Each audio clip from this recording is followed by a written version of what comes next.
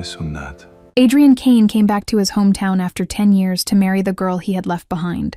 Her name was Alina Hart, and every dollar he had earned, every scar he had carried, every quiet empire he had built in those 10 years had only one purpose: to make himself powerful enough to stand in front of her again and tell her why he had disappeared. But when his car stopped outside the old church on Briar Street, he saw white ribbons tied to the doors, guests walking inside, and Alina's father, Robert Hart, standing near the entrance with tears in his eyes. Adrian stepped out, thinking maybe it was someone else's wedding. Then he saw her through the open church doors. Alina Hart, the girl he had crossed 10 years of pain to return to. She was wearing a bridal dress, standing beneath white flowers and bright church lights, smiling softly as another man slipped a ring onto her finger. And the man beside her was Marcus Whitfield, the son of the same family that had destroyed Adrian's life and forced him out of town 10 years ago. For one moment, Adrian could not move. He had survived betrayal, prison cells, hunger, and men who thought a poor boy could be buried without anyone remembering his name. But nothing had ever hurt him like watching the woman he came back for choose the house that had ruined him. His first instinct was to leave before anyone saw him. He had not returned to beg. He had not returned to ruin a wedding. He had returned with a black velvet ring box in his coat pocket and 10 years of truth trapped in his throat. If Alina had truly chosen Marcus, then Adrian had no right to walk into the aisle and turn her life into another battlefield. He turned toward the church steps, ready to walk away with the only love he had ever known still burning quietly in his chest. Then he heard Robert Hart behind him. Alina's father stood near the last pew, pale and shaking, staring at his daughter like a man watching something he had helped destroy. His lips moved, almost too softly to hear. "Forgive me, Alina," he whispered. "I had no choice." Adrian stopped. Slowly, he turned back. The church was too bright for the darkness suddenly moving beneath the flowers and silk. Guests filled the pews, smiling, whispering, waiting for Marcus Whitfield to finally make Alina part of his powerful family. Victor Whitfield sat in the front row, silver-haired and calm, his posture straight, his face satisfied. Robert did not look proud. He looked trapped. Adrian stepped into the shadow near the last pew, where tall flower stands, and standing guests hid him from the altar. From there, he could see Alina, but Alina could not see him. Dominic moved quietly beside him. To everyone else, Dominic looked like a driver in a dark suit. To Adrian, he was his most trusted man, the one who found records, followed money, and noticed lies before they became traps. "Do we leave?" Dominic murmured. Adrian kept his eyes on Robert. "No. You know the groom?" "I know his father." "And the bride?" Adrian's voice dropped. "The bride was the reason I stayed alive." At the altar, the priest lifted his voice. "If anyone knows a reason this marriage should not take place, let him speak now or forever hold his peace." A normal silence fell, but Adrian saw Alina's fingers tighten around the bouquet. He saw her eyes move, not toward Marcus, not toward her father, but toward the church doors, as if some hidden part of her still remembered waiting for someone who never came. Marcus noticed too. He did not stop smiling. He only tightened his hand around hers, gentle enough for guests not to notice, firm enough that Alina's knuckles paled. Alina's lips moved.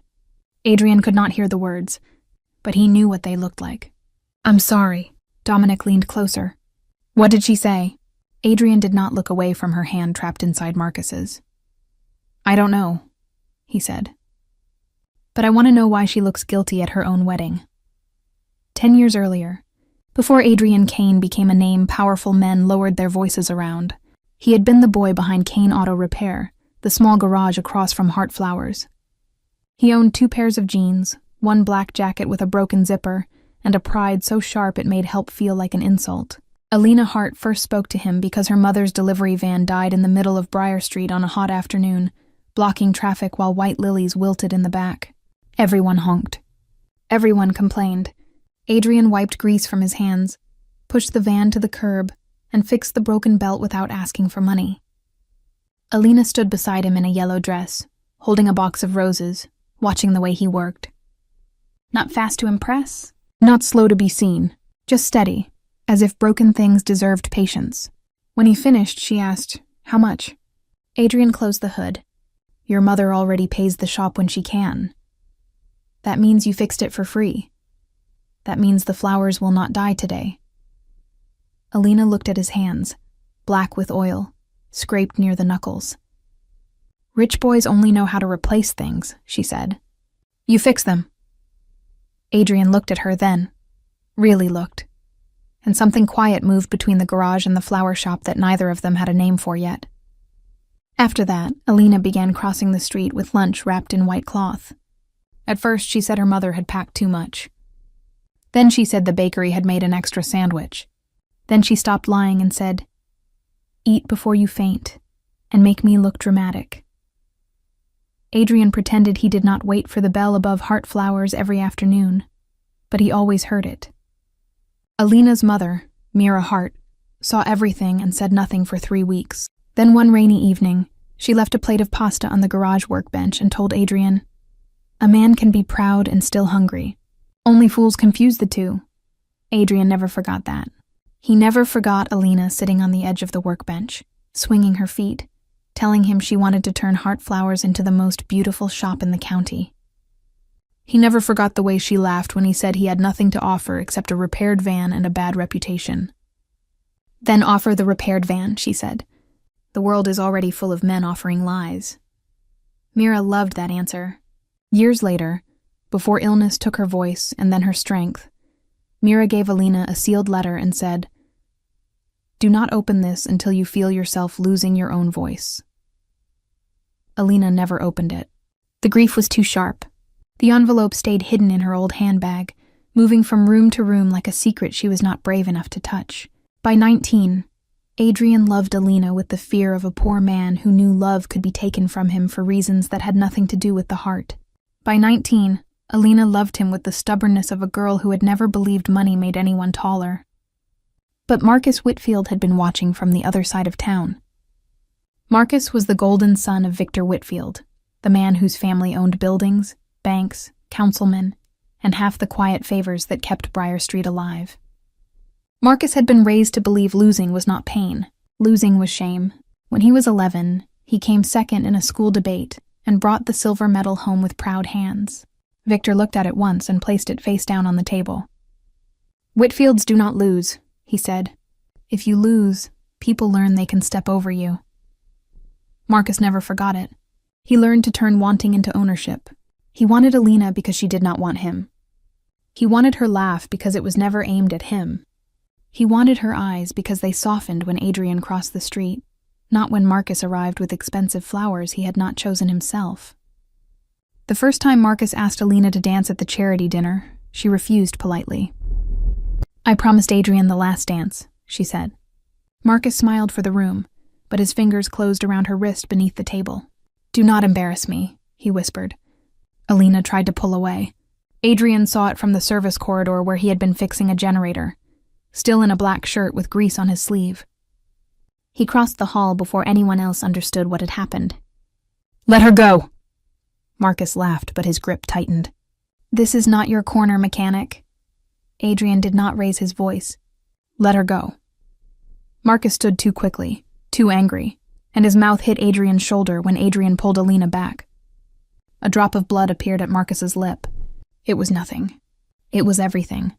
Victor Whitfield saw his son humiliated in front of donors, judges, and men who pretended not to enjoy seeing a Whitfield lose even a small thing. That night, Victor decided Adrian Kane was not just poor. He was dangerous. Not because he had power, but because Alina chose him without needing him to have any. By midnight, 2 of Victor's men dragged Adrian into the garage across from Heart Flowers. Marcus stood by the workbench, wiping blood from his mouth, Adrian's phone in his hand. Adrian fought until one of the men bent his arm behind him, and Victor entered like a man stepping into a room he already owned. "You touched my son," Victor said. Adrian spat blood onto the floor. "Your son touched Alina." Marcus looked at the phone screen and smiled. "Her name is still open." Adrian twisted against the hands holding him. "Give me my phone." Marcus lifted it higher. "You still think she is yours to call?" Victor took out his own phone and called Rocco Belandi, a man Adrian had seen around town but never close enough to fear. Victor put the call on speaker.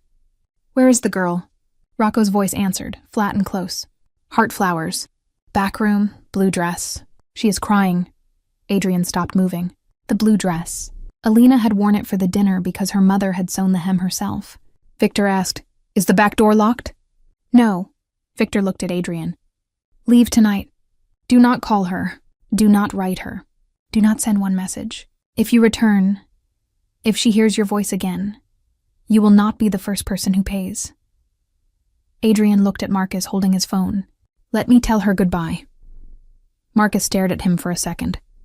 Behind his polished face was something smaller and uglier than power. "No," he said. "She has heard enough from you." He typed. While Adrian struggled so hard, the men slammed him against the tool cabinet. Adrian saw only broken pieces of the message before Marcus turned the screen away. "I am leaving tonight. Do not come after me. I thought love would be enough, but I was wrong. Marcus can protect you in ways I never can. Please forget me." Marcus sent it and tossed the phone onto the floor. Victor leaned close. "Now disappear." Adrian left town that night with a cracked rib, $13, and the belief that staying away was the last useful thing he could do for the girl he loved. Alina read the message in the back room of Heart Flowers with her mother's arms around her, and flowers dying in buckets at her feet. She did not scream. That was what worried Mira most. Alina just stared at the screen until her thumb went numb, then whispered, "He gave up." For 3 days, she did not leave the back room. For 3 weeks, she opened the shop like a ghost, smiled at customers, and waited for Adrian to cross the street and say it had been a mistake. He did not. For 3 months, she hated him badly enough to survive. Then her mother got sick. The shop bills grew. Robert Hart began meeting Victor Whitfield in private, and Marcus started appearing with flowers he had bought from her own shop. "I stayed," he said the first time he found her crying beside the empty delivery counter. "He left, Alina. I stayed." She hated him for saying it. But grief makes even unwanted voices sound steady when the world keeps collapsing. A year passed, then 2. Victor paid one bill, then another. Robert accepted one favor, then signed one paper, then borrowed against the shop, then promised future loyalty, without understanding how quickly a promise becomes a leash when a Whitfield holds the other end. Marcus did not force Alina all at once. He was too careful for that. In public, he was patient. He helped with deliveries. He sat with Robert when Mira's medicine was late. He walked Alina to her car when people whispered about the garage boy who had left her. In private, he corrected her laugh. Softer, he corrected her anger. Careful, he corrected her grief. Do not let him keep owning the room. Every kindness came with a hook. Every favor became proof. By the 5th year, people in town said Marcus Whitfield was a saint for waiting. By the 7th, Robert told Alina, crying, "Maybe peace is not always love. Maybe peace is enough." By the 9th, Victor made it clear that the shop, Robert's loans, and the family's name would all fall apart if Marcus was humiliated again. By the 10th, Alina accepted a ring she did not want from a man she did not love because the boy she had loved had told her to forget him, and because everyone around her had spent years teaching her that survival was something to be grateful for. Now, inside St. Mary's Church, Marcus smiled like patience had finally become ownership. The priest nodded toward him. "You may speak your vows." Marcus looked at the guests first, then at Alina. "Alina," he began, his voice warm enough to sound kind. "From the beginning, I knew you deserved steadiness. You deserved a man who would stay when others left. You deserved a family that could protect you from every mistake of your past." Adrian's hand closed at his side. "Every mistake of your past." Marcus said it like tenderness. Adrian heard the knife inside it. Alina's smile did not change, but her throat moved once. Robert lowered his head. Victor looked pleased. Marcus continued, "From this day forward, you will never have to look backward again." Guests murmured approval. A few women smiled like Alina was lucky. Then it was Alina's turn. She looked down at the ring Marcus had placed on her finger, then at him, then at the floor. "Marcus," she said softly, "you have been patient with me. You stood beside my family when things were difficult. You stayed when—" She stopped. Marcus's gaze sharpened. Robert gripped the pew. Alina corrected herself. "You stayed when I needed someone to stay. For that I am grateful. Grateful. Not happy, not in love. Grateful. To Adrian, the word sounded like a debt pretending to be a vow. Marcus accepted it like it was exactly what he had trained her to say. "That is enough," he whispered. The rings were lifted. Marcus slid his ring onto Alina's finger. "With this ring," he said, "I make you part of my family."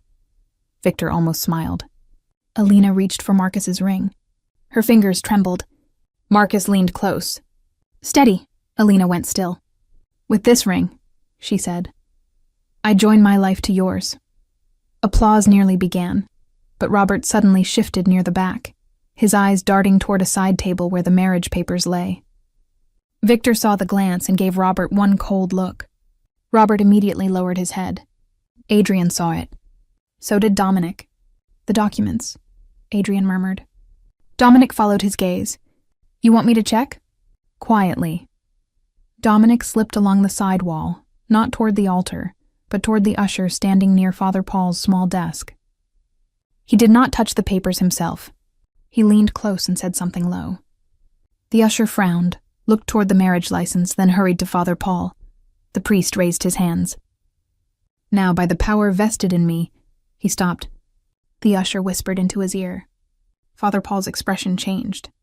He looked at the marriage license, then at the witness line, then toward Robert Hart. Robert went pale. Marcus's smile faded for the first time. Victor's eyes narrowed. Alina looked from the priest to Marcus, bouquet trembling. The church went silent. The priest cleared his throat. "One moment," he said carefully. "There appears to be an issue with the witness signature on the marriage license." A low murmur passed through the pews. Marcus turned slowly toward him. "What issue?"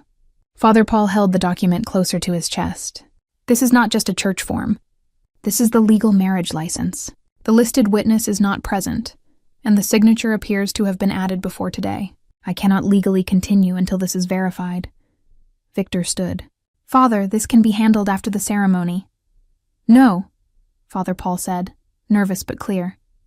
"It cannot." Victor's face did not change, but his voice became quieter. "St. Mary's has had our support for 30 years. The priest swallowed. "I know." "Then do not embarrass my son over a form." "I am sorry, Mr. Whitfield. I cannot pronounce a marriage on a document I believe may be invalid." That final word changed the church.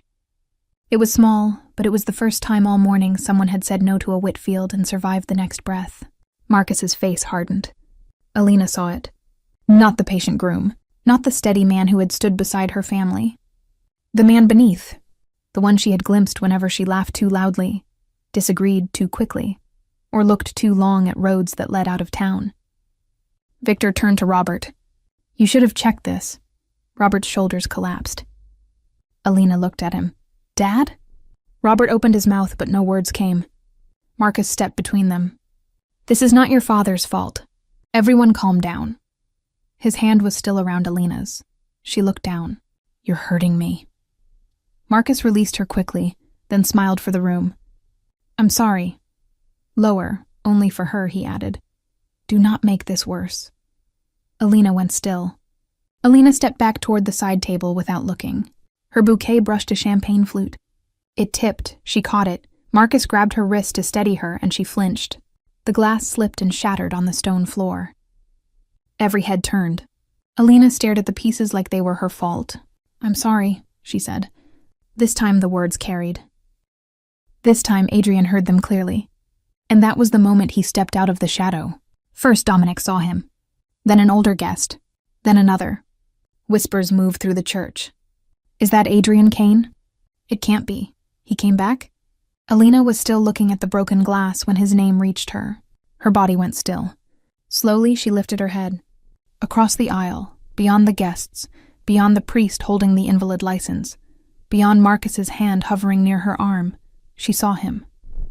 Adrian Kane, older, sharper, dressed in a dark suit, eyes carrying 10 years of silence. The bouquet lowered in her hands. For 1 second the church disappeared. She was 19 again, reading the message that ended her life before she knew life could end without killing someone. "I'm leaving tonight. Do not come after me. I thought love would be enough, but I was wrong." Marcus can protect you in ways I never can. Please forget me." And now the man who had supposedly written those words stood in front of her on the day she had almost married someone else. "Adrian," she whispered. Marcus turned.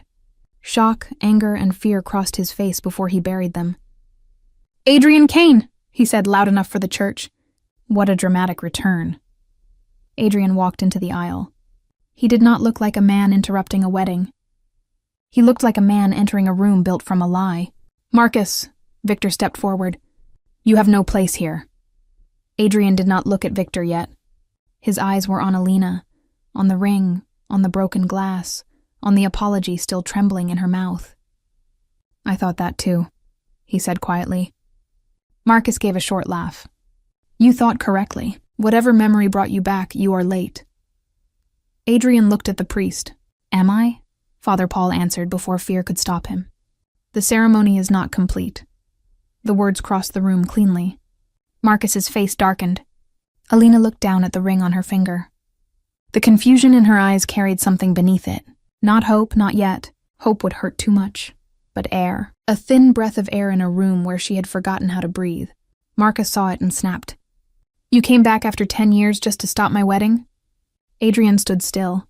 "No." Marcus stepped closer. "No?" Adrian's voice stayed low. "I arrived before it became one." Part 2. The sentence stayed in the church like a match held near dry paper. "I arrived before it became one." Marcus had meant to make Adrian look desperate, jealous, and late. Instead, the priest stood with an invalid license in his hands. Robert Hart looked like a man drowning in his own silence, and Alina stood between two rings, one on her finger, one hidden in Adrian's coat pocket, though she did not know it yet. Marcus laughed, but the sound was too sharp. Listen to him. 10 years gone, and he walks in speaking like a judge. He turned toward the guests.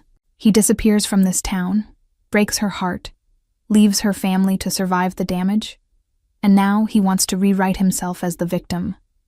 Adrian did not defend himself. He looked at Alina. She hated that one look from him could still open every locked room in her heart. Marcus stepped closer. "Do not let him do this to you." Alina's eyes stayed on Adrian. "Do what?" Marcus lowered his voice. "Make you forget who stayed." That line found an old wound. For 10 years, it had been the wall Marcus built between her and every question she was too tired to ask. Who stayed? Marcus stayed. Who brought flowers after she cried? Marcus. Who helped Robert with the shop? Marcus. Who stood beside her at church when people whispered Adrian's name? Marcus. But now, with the priest holding an invalid license and Adrian standing where a ghost should have been, stayed did not sound like love anymore. It sounded like a guard outside a locked door. Alina forced herself to speak to Adrian. "Why are you here?" Adrian's face did not change, but his eyes did. "For you." A soft gasp moved through the guests. Marcus laughed. "For her? You ran from this town, left her crying, never wrote, never called, never came back, and now you say you came for her?" Adrian looked at him. "Yes." Marcus shook his head and turned to the church. "Do you all hear this? After 10 years, the man who abandoned her wants to become a hero." Alina flinched. Marcus saw it and became crueler. "Tell him, Alina. Tell him what he sent you." Adrian's eyes sharpened. "What I sent her?" Alina's breath trembled. She did not want to say the words.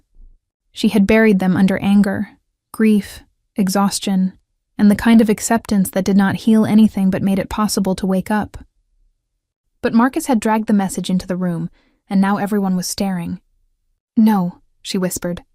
Marcus leaned closer, still smiling for everyone else. "Say it," Adrian said her name softly. "Alina." She looked at him, and that almost broke her. He said her name like it still belonged somewhere gentle. Her eyes filled, but her voice came out bitter.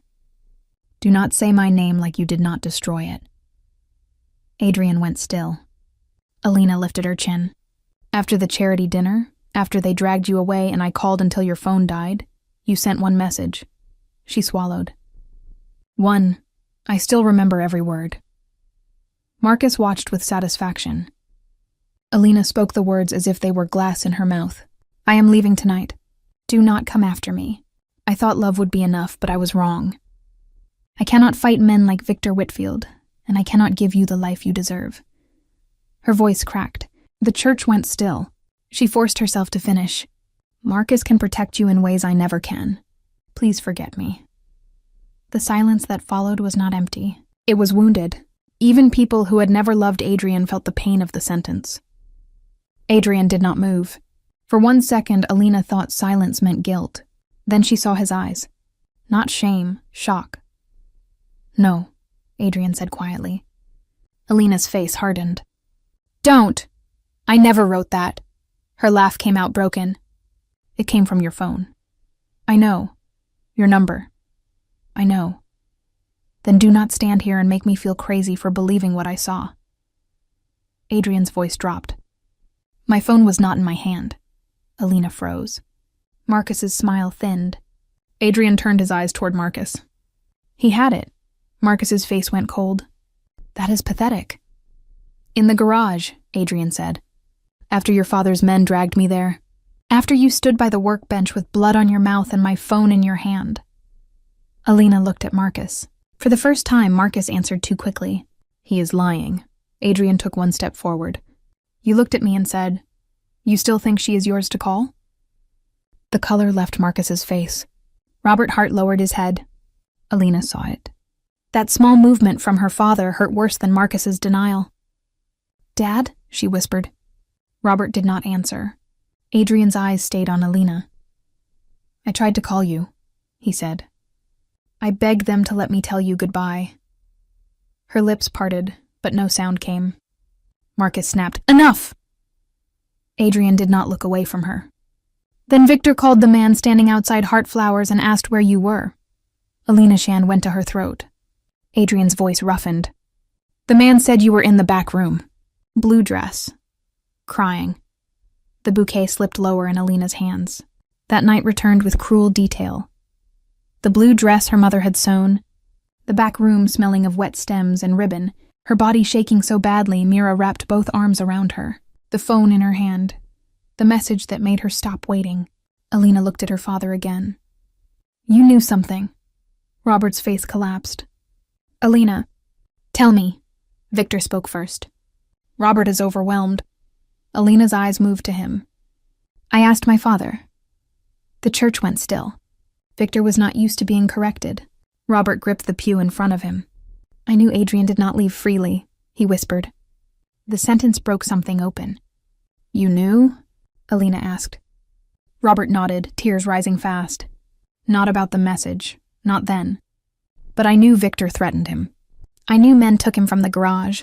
I knew Rocco was outside the shop. Alina stepped back as if the floor had shifted. And you let me believe he abandoned me? I was afraid. For 10 years? Your mother was sick. The shop was failing. Victor had already started helping with bills. He said if I brought Adrian's name back, if I questioned anything, you would suffer. Then after your mother died, I was too ashamed. Every year made the lie heavier. Alina's voice was small, but everyone heard it. You let me mourn a lie. Robert covered his mouth. I am sorry. Sorry does not give me back 10 years. Marcus seized the moment. There, your own father made choices. Do not put all of this on me. Alina turned back to him. I am putting exactly what belongs to you on you. Marcus's jaw tightened. You were broken when I found you. Because you helped break me. I stood by you when no one else did. You stood close enough to make sure I never healed. A murmur moved through the church. Victor's face turned hard. This is no longer a wedding. This is a public disgrace. Adrian finally looked at him. It became a disgrace the moment you tried to turn her life into repayment. Victor's eyes narrowed. Careful. Adrian did not blink. That word works only when people still fear you. Father Paul held the marriage license with shaking hands. I only need to know one thing, he said, his voice careful.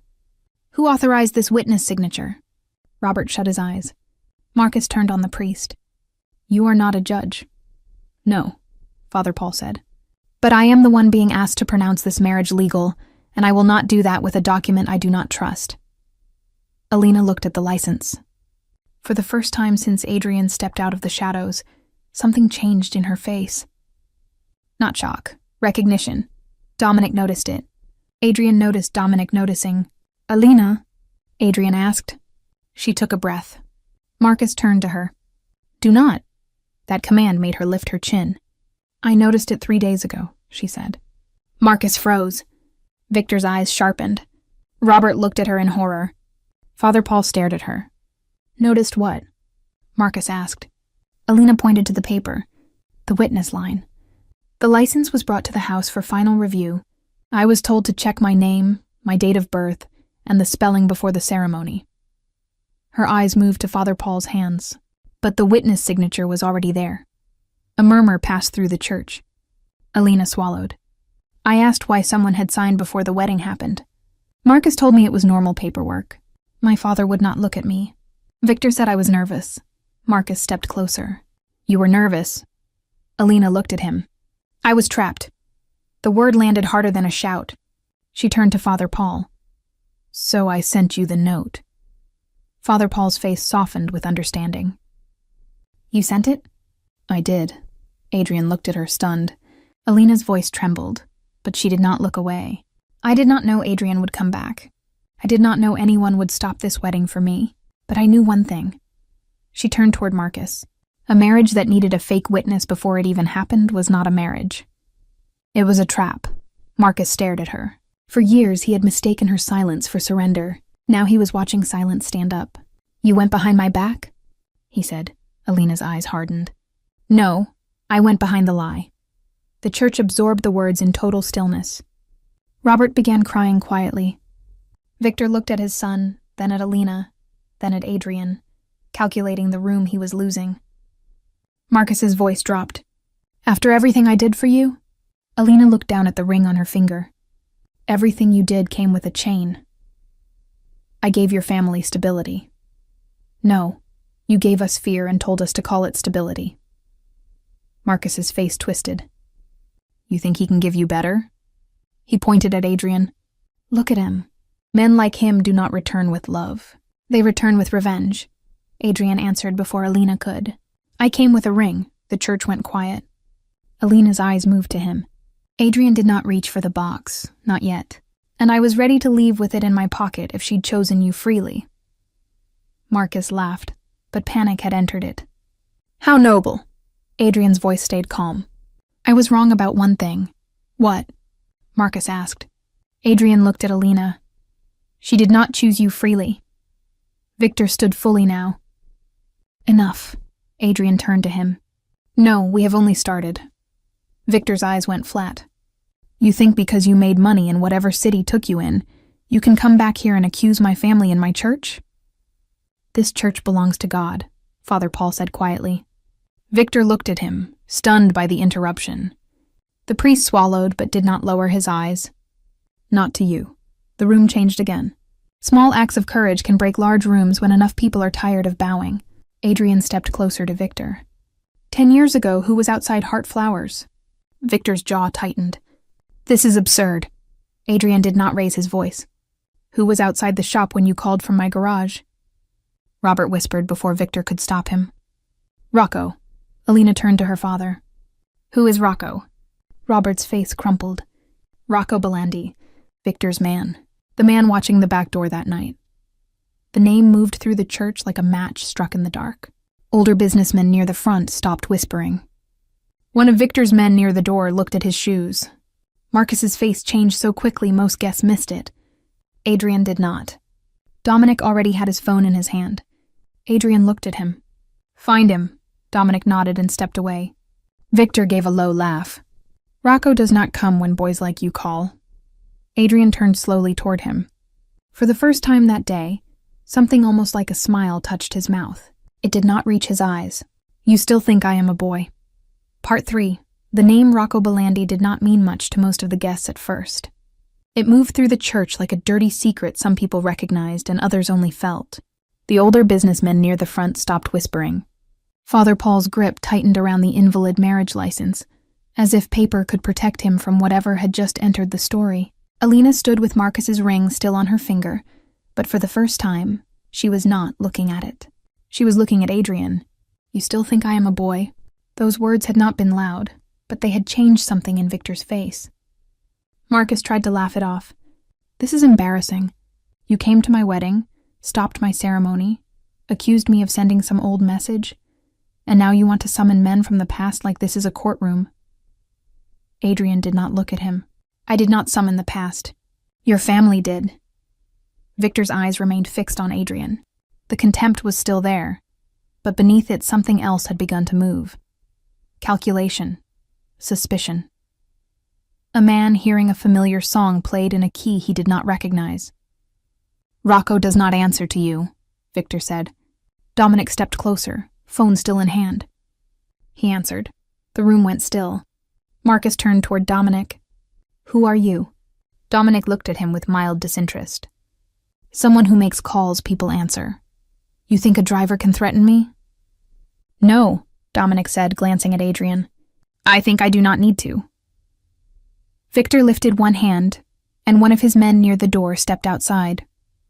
It was a small, practiced gesture, the kind that had moved people in this town for decades.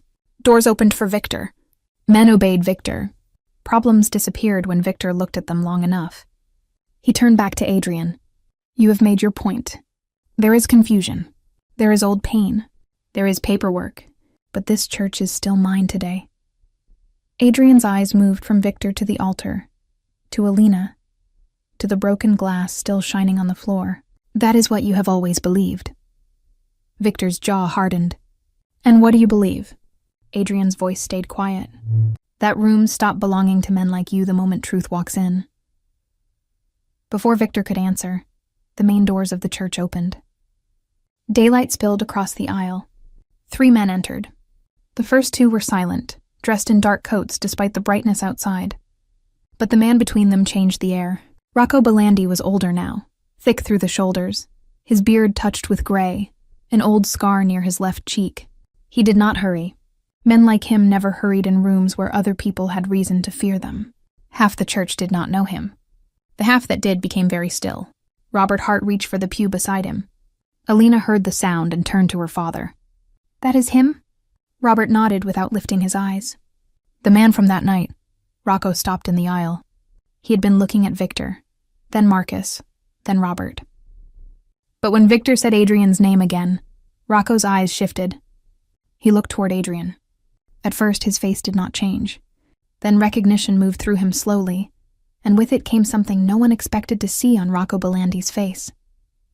Color drained from his skin, his shoulders lowered by a fraction. Victor frowned. "Rocco, remove Adrian Kane from this church." Rocco did not answer. He walked toward Adrian and stopped several feet away.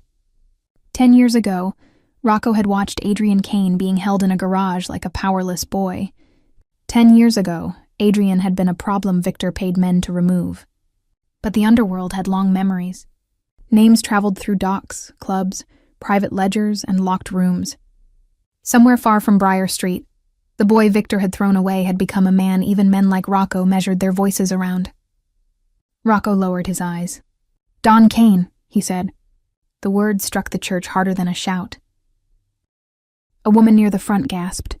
Someone whispered, "Don?" Father Paul went pale again. Marcus stared at Rocco. "What did you call him?" Rocco did not look at Marcus. His eyes remained lowered toward Adrian. Victor's face went still, then white beneath the skin. Alina looked from Rocco to Adrian. Don Kane. The name did not belong to the boy who fixed her mother's van. It did not belong to the boy who laughed when she brought lunch to the garage. It belonged to a man who had survived the world Victor threw him into and returned carrying power nobody in that church had expected. Adrian did not smile. He did not enjoy the gasp or the fear. "Stand straight, Rocco," he said quietly. "This is a church." Rocco straightened immediately. The obedience was worse than kneeling. It told the room Adrian had not asked for respect. He already possessed it. Marcus stepped forward. "No, this is some performance. You worked for my father." Rocco finally looked at him. "I used to." "Then do what he said." "Your father has not been able to tell me what to do for a long time." Victor's hand curled at his side. "Rocco, be careful." Rocco gave a faint, bitter smile. "I was careful for 10 years. That is why I am still alive." Adrian looked at Victor. "You said Rocco would not answer to me." Victor did not reply. "You were right about one thing," Adrian continued. He does not answer to boys. The silence that followed was almost unbearable. Marcus looked around, desperate to recover the room. This changes nothing, so men call him names now. He was still the man who left. Alina's face changed at that. The word left no longer landed the same way. It used to be a stone. Now it was a locked door with someone else's hand on the key. She turned to Rocco. Tell me. Rocco's jaw tightened. For a moment, he did not look like a feared man. He looked like someone standing in front of the one memory he had never managed to bury. I was there, he said. Victor sent me. I stood behind Heartflowers and watched the back room window. You were in a blue dress. You were crying. Robert covered his face. Alina did not blink. And you told them? Rocco lowered his eyes. I did. Marcus snapped, do not answer her. Rocco ignored him. Alina's fingers tightened around the bouquet stem until one white ribbon tore. Say the rest. Rocco nodded once. Victor's face hardened. Alina, think carefully. You do not understand what you are inviting into your life. Alina did not look at him. I have spent 10 years living inside what you invited into mine. Rocco took a breath. That night, after the charity dinner, Marcus Whitfield had blood on his mouth. Adrian Kane had 2 men holding him by the arms, and the phone in Marcus's hand was not his. Marcus's face went white. Robert started crying before Rocco said another word. Adrian's phone was open on your name, Rocco continued, looking at Alina now. He kept saying, let me speak to her. Victor's men were holding him. Marcus picked up the phone. Alina's hand moved to the ring. Rocco looked at Marcus. You looked at him and said, you still think she is yours to call? Then you typed the message. Alina's voice came out almost soundless. The message? Rocco swallowed. The one that told you he was leaving. The one that said Marcus could protect you in ways he never could. The exact words did not need to be repeated again. Everyone in the church remembered them. Alina remembered them most. They moved through her body like a curse returning to the mouth that made it. She closed her eyes. For 1 second she was 19 again, sitting in the back room of Heartflowers in her blue dress, her mother's arms around her shoulders, her phone shaking in her hand while those words turned love into abandonment. When she opened her eyes, the past was standing in front of her wearing Marcus's groom suit. Marcus lifted his chin, but the polished mask was breaking around the edges. She needed to move on. The sentence was quiet, almost reasonable, almost human. That made it worse. Alina stared at him. So it is true.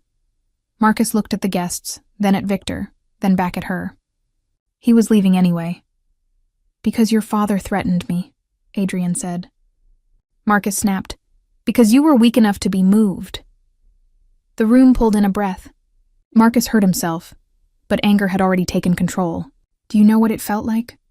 He said, turning on Alina now, voice rough. To watch you look at him like he had given you the world? He had nothing. He was nothing. And still, when I stood beside you, you looked past me to see if he had entered the room. Alina's eyes filled, but she did not lower them. So you punished me for loving someone else. Marcus's mouth opened. For once, nothing polished came out. I waited for you, he said finally. Alina looked at him until his eyes shifted away. You were there because you made sure he could not be. Marcus's face twisted. I made the cut clean. You would have spent your whole life waiting by that garage door. The confession was not proud now. It was cornered, bitter, and ugly. It came out like something dragged from him. Alina did not answer. She only looked at him until his eyes dropped first. That silence hurt more than shouting. Adrian did not move, but everyone close to him felt the danger in his stillness.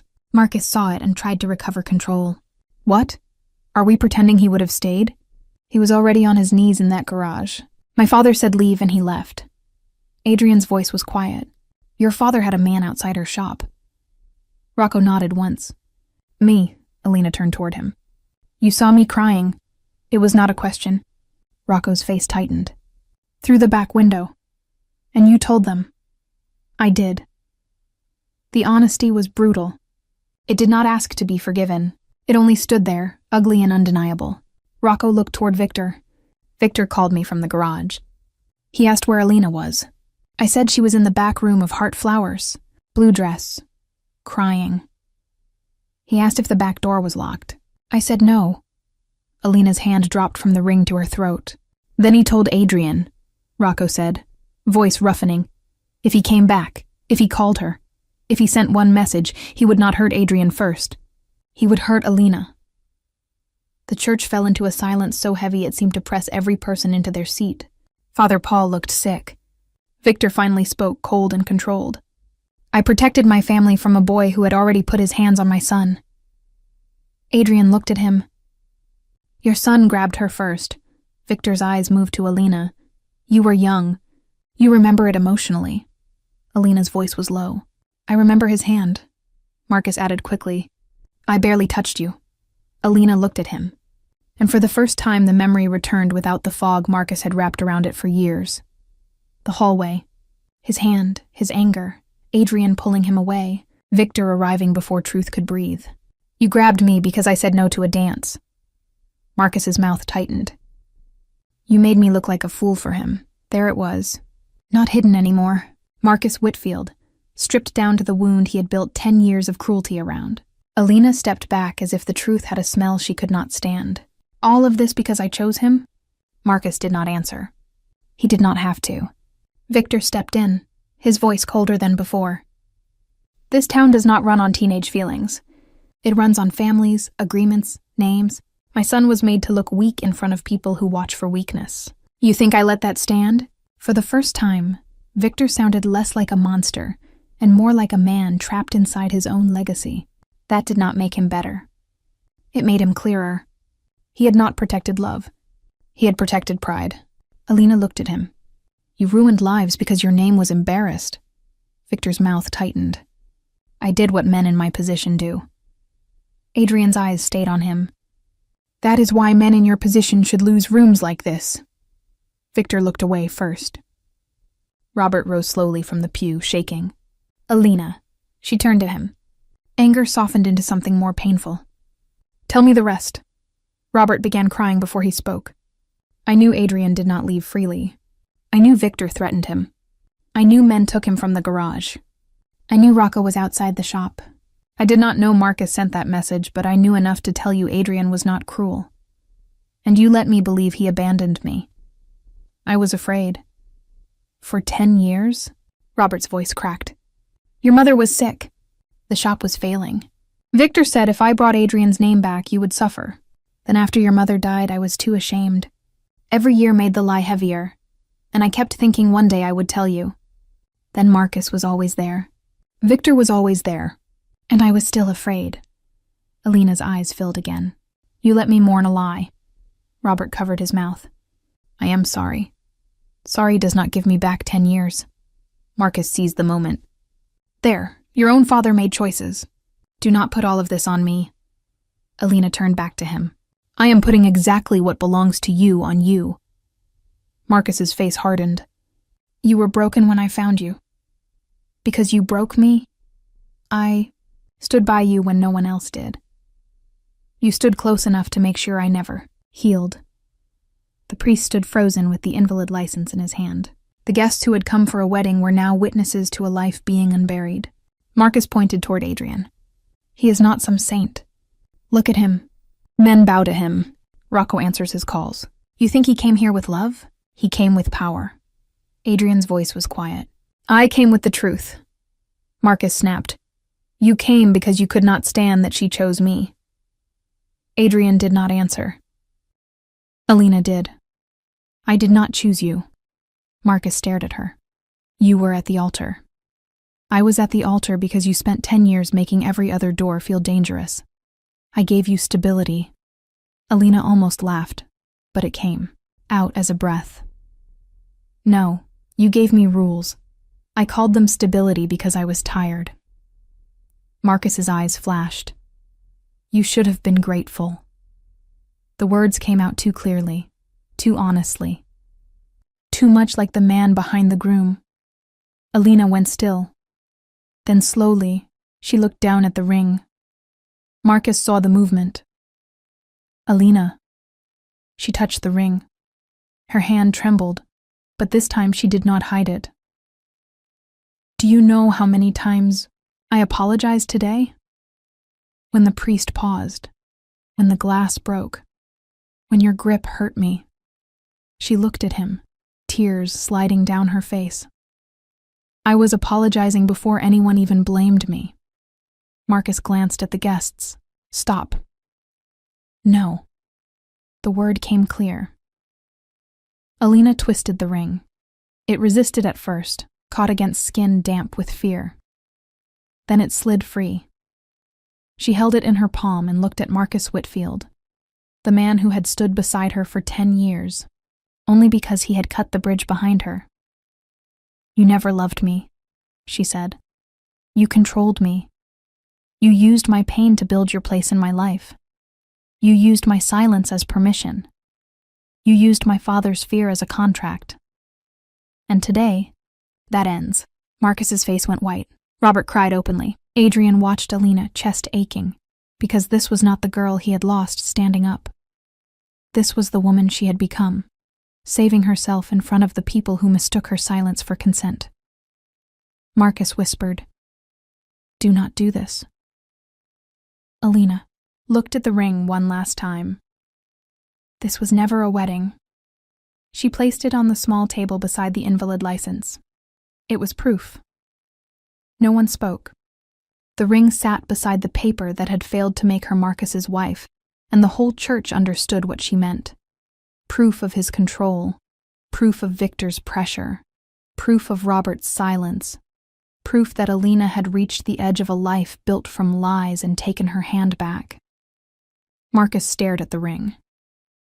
You think you can just walk away? Alina shook, but she did not apologize. Yes. He reached for her wrist. You are not leaving this church with him. Alina stepped back before he touched her. Do not touch me. The whole church heard her. She lifted her chin. You do not get to decide where I walk anymore. Victor moved then, anger no longer hidden. This has gone far enough. Adrian turned toward him. It went too far 10 years ago. Victor's eyes cut to Rocco. You think because this man calls you Dawn, you can threaten me in my own town? Adrian stepped closer, calm and quiet. No, I think because I came here with mercy, you are still standing. Victor's mouth tightened. Is that a threat? Adrian looked at him for a long moment. That is the mercy I came here with. Victor understood. Marcus did not. Marcus was still looking at Alina and the ring on the table, still trying to survive the impossible fact that she had removed it in front of everyone. Alina, he said, almost pleading now. After everything I did for you? Alina's tears slowed. Everything you did was to keep me from knowing what he had already sacrificed. Marcus shook his head. He left. Alina looked toward Adrian. For 10 years, those 2 words had ruled her life. He left. Now she saw the cage. Around them. He left because he was threatened. He stayed away because he thought it kept her alive. He became powerful somewhere far from her, and still came back not as a king demanding tribute, but as a man standing in the back of a church, ready to walk away if she had truly chosen someone else. She turned back to Marcus. You stole his goodbye. Then to Victor. You stole my choice. Then to Robert. And you buried both because fear was easier than honesty. Robert sobbed, but she did not comfort him. Not yet. Some wounds needed to remain open long enough for the right person to feel them. Victor lifted one hand, but none of his men moved with the confidence they once had. Rocco stood in the aisle. Dominic stood near the back. Father Paul held the invalid license. Half the town had heard the confession. The old fear that had protected Victor Whitfield for years cracked under too many witnesses. Rocco looked at Victor and spoke quietly. No one touches the hearts again. Victor's face hardened. You forget who made you. Rocco shook his head. No, I remember exactly who used me. Adrian did not look away from Victor. Walk out while you still can do it with dignity. Victor's jaw tightened. For a moment, it looked like pride would make him foolish. Then he looked at Marcus, at the ring, at the guests, at Rocco, and finally at Adrian. He understood what Marcus still could not.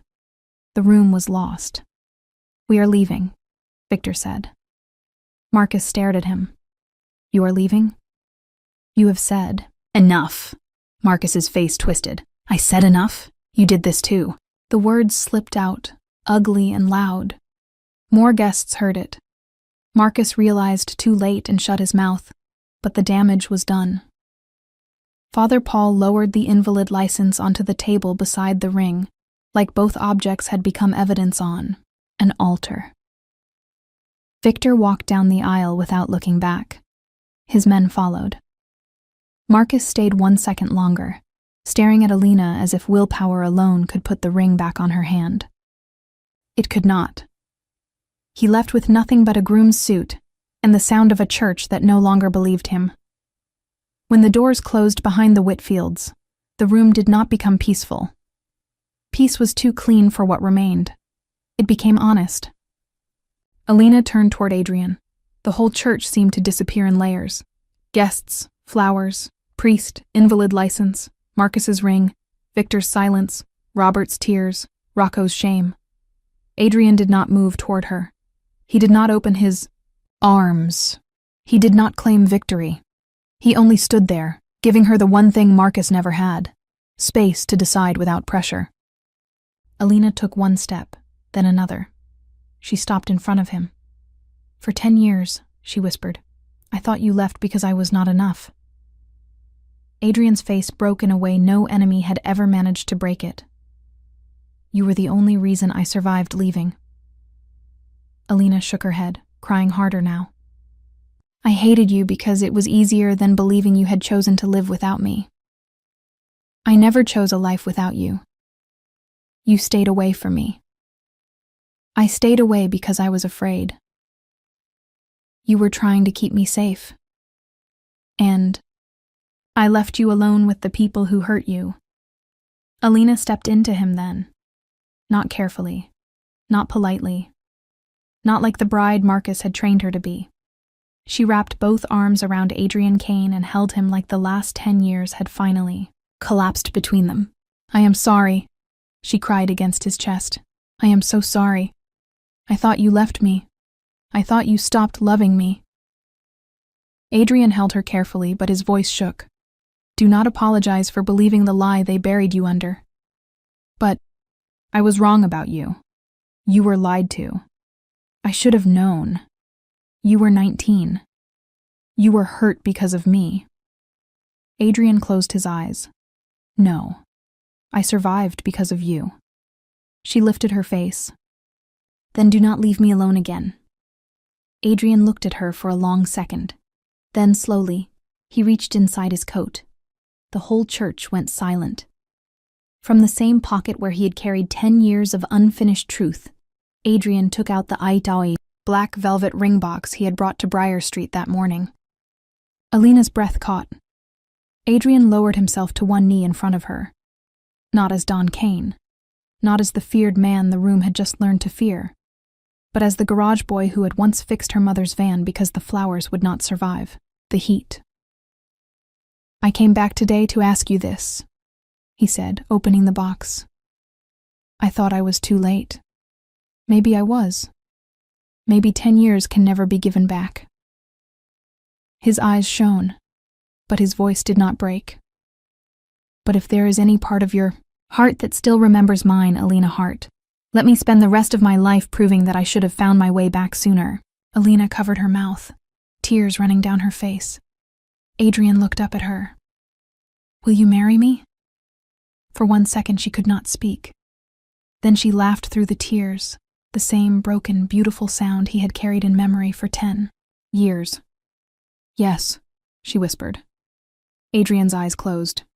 "Yes?" he asked, as if the word was too large to trust the first time. Alina nodded, crying and smiling at once. "Yes, Adrian. I will marry you." He rose slowly. This time, when he touched her, he waited for her to come closer. She did. Adrian slid the ring onto her finger. It did not feel like a claim. It felt like something stolen returning to its rightful place. Alina looked down at it, then back at him. I waited for you longer than I hated you. Adrian's thumb brushed one tear from her cheek. Then let me stay longer than the pain. She rose onto her toes and kissed him softly on the lips.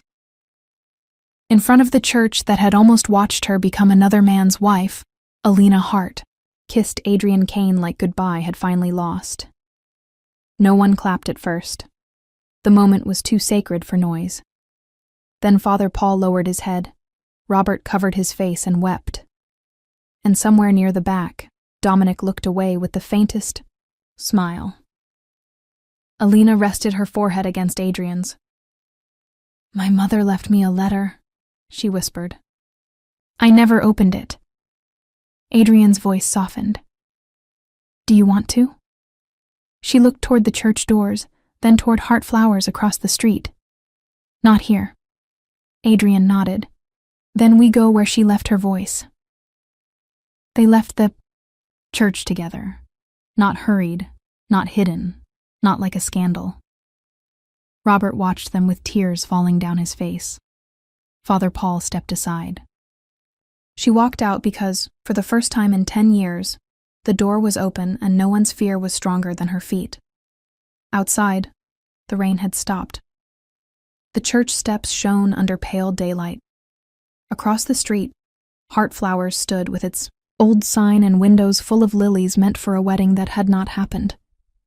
Beside it, Kane Auto Repair sat shuttered, its faded blue letters almost gone. Alina looked at both places and felt her beginning and ending staring back at her from opposite sides of the road. Adrian stood beside her, close but not crowding. Do you want to go home? He asked. Alina laughed once through tears. I do not know where that is right now. Adrian looked at the flower shop. Then we start with somewhere that knows your name. They crossed the street toward Heart Flowers. Dominic followed at a distance, already speaking quietly into his phone about records, debts, Robert's hidden obligations, and the quiet pieces of a cage that needed to be taken apart one by one. At the flower shop door, Alina stopped. Her reflection in the glass startled her. White dress, tear-streaked face, no veil, no bouquet. Marcus's ring gone, Adrian's ring on her hand. She looked like a bride who had escaped a painting before the frame closed. Adrian stood behind her, reflected in the glass too, dark-suited, controlled, dangerous, and somehow still the boy who once fixed a van so flowers would not arrive late. I do not know how to walk in like this, she whispered. Then walk in as you are. Everyone will talk. They already are. That was not comforting. I know. She laughed unexpectedly. It was small, but it was hers. Not measured, not approved, not softened for Marcus. Adrian heard it and looked away for a second because if he looked too long, he might break. You remember it? She asked. Your laugh? Adrian said. I survived years with that sound. She pressed her lips together. Do not make me cry again. I am trying not to. She opened the door. The bell above Heart Flowers rang, the same bell that had rung when she was a girl carrying buckets of roses, when her mother shouted from the back room, when Adrian crossed the street, smelling of oil and sunlight. The shop smelled of lilies and wet stems. Alina stepped inside and stopped. For a second, she expected the past to hurt too much. Instead, the shop held her. Not gently, not completely, but enough. She went behind the counter, opened the old drawer beneath the register, and pulled out a small sealed envelope, yellow at the edges. Her mother's handwriting waited on the front. For my daughter, when she forgets her own voice. Alina's hands shook. Adrian remained by the door until she looked at him. Come here, she said. He did. She opened the letter. The paper inside smelled faintly of roses and thyme. Alina read it once in silence, then again aloud, her voice breaking on every line. My Alina, if the day ever comes when the world makes you feel small, remember this. I never raised you to live on someone. else is mercy. I raised you to know your own voice. Love should never make you smaller. A man who loves you will not ask you to disappear so he can feel tall. A family that loves you will not buy your silence and call it protection. And if you ever stand in a room where everyone tells you to be grateful for a cage, walk out. I will be with you in every step. Alina pressed the letter to her chest and cried. Adrian did not tell her not to. He only stood near her, exactly where she had asked him to stand. Robert came to the doorway minutes later, broken, but no longer hiding. I cannot ask you to forgive me, he said. Not today, maybe not ever. I just need you to know that I loved you even when I failed you. Alina wiped her face. Love without truth is not protection, Dad. Robert nodded. I understand. That now. No, she said softly. You understood it then. You were just afraid. He lowered his head. Yes. She did not soften it. Tell the truth. To the lawyer, to the court, to anyone Victor tries to scare. Tell everything he made you sign, every payment, every favor, every time you thought silence would save me. Robert wiped his face. I will. Adrian stepped back, letting it remain between father and daughter. That was how the day ended. Not with revenge, not with Victor defeated loudly enough to satisfy a town hungry for spectacle, but in a flower shop that had survived too many debts, with a woman in a white dress holding her mother's letter in one hand and Adrian Kane's ring on the other. The first week after the almost wedding was not soft. Alina did not wake up healed because truth had finally arrived. Some mornings she opened heart flowers and wanted to throw every white lily into the street. Some afternoons she hated Adrian for leaving even while understanding why he had. Some nights she read the old message again, not because she believed it now, but because her body still remembered the pain before her mind could correct it. Adrian did not rush her. He did not ask when she wanted a date. He did not turn the proposal into a demand. Every morning, he left coffee on the small table outside the shop with a note that said only, "Here. Not sorry. Not forgive me. Not I love. You. Just here." On the 7th morning, Alina opened the door before he could walk away. Why here? She asked. Adrian looked at the coffee, then at her. Because I left once. You were forced. I still left. And now? He met her eyes. Now I want you to know exactly where to find me. She looked at the note in his hand. I am still angry. Then I will stay while you are angry. Her mouth trembled. I am going to ask hard questions. Ask them. About where you went. About what you became. About who calls you Don Kane. I will answer. And if the answer is ugly, Adrian's voice was steady, then I will tell you the ugly truth before anyone else can use it to hurt you. Alina studied him for a long moment. Then she stepped aside. Come in.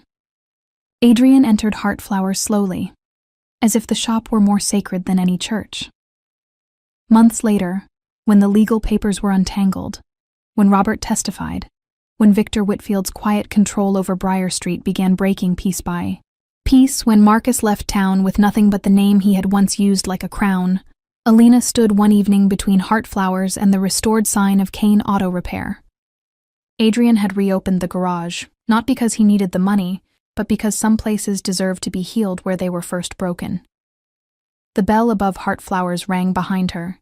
Adrian looked up from across the street, grease on his hands, for the first time in 10 years. Alina smiled. You came back late, she called. Adrian crossed the street toward her. I know. She lifted her hand, the ring catching the light. Then stay long enough for late to become worth it. Adrian took her hand, for the rest of my life. And this time, when the bell above Heartflowers rang, Adrian Kane did not leave.